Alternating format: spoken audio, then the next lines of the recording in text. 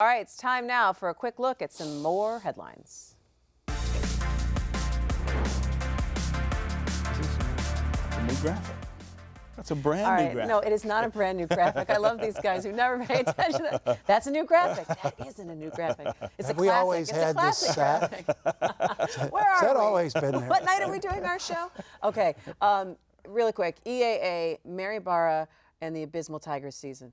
So first off, the EAA, the chancellor, resigned abruptly. Does this give signal that the EAA is facing some more trouble? Obviously, he did it for personal reasons, but when you've got maybe leadership so, shift maybe at the no. top, I mean, nobody ever says, "Well, geez, I got run out of here," you know. So I messed this up so bad, I gotta leave.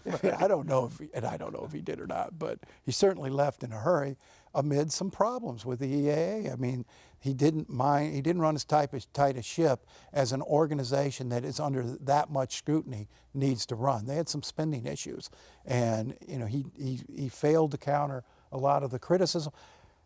You know, the governor, though, is still very much committed to this. I wouldn't think this is going away. I think they're going to find somebody to try to run this thing and make it work. You still have a significant amount of foundation money that's also put behind this as well. Well, that and you have the need to do something about schools that fail. Now, I think this may not be the model that's going to work long term. That maybe we need to think about some other things. We certainly need to include more schools than just the 15 in Detroit. That's not the list of failing schools in the state of Michigan. But other states, you know, again, it's very frustrating to have this conversation with people who say, well, let's just put them back in DPS and, you know, through the democratic process, we'll fix it. Well, the democratic process failed these schools for 40 years.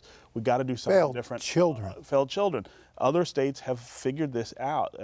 Tennessee's recovery district is a good model. New York has tried this stuff. Everything here is like pulling teeth to get just basic kind of reform. And then we don't commit to it once we pass it. That's right. And we passed this, and you know, it's been under siege almost since it was put in place.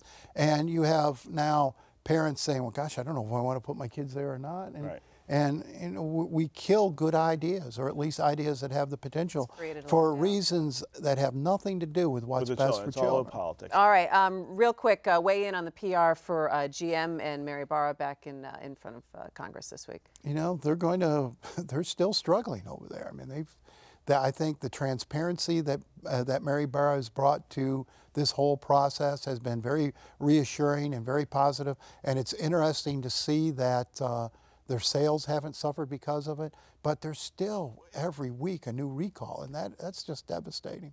All right, in the last 30 seconds, probably the most important story. What is happening to the Tigers this season? Boy, they come unraveled. They started so well, and you think everyone was saying, "Oh, it's 1984 all over again." Oh no, we spoke too soon. Looks more like what season was that they lost like 100 games. I still blame Kate Upton.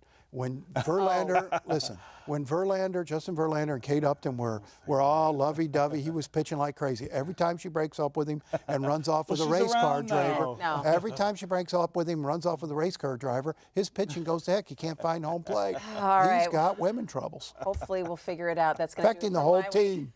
Thanks for joining us. Find us at MiWeek.org, Facebook, Twitter. We will see you next week. Take care. So I think we've solved all the world's problems now.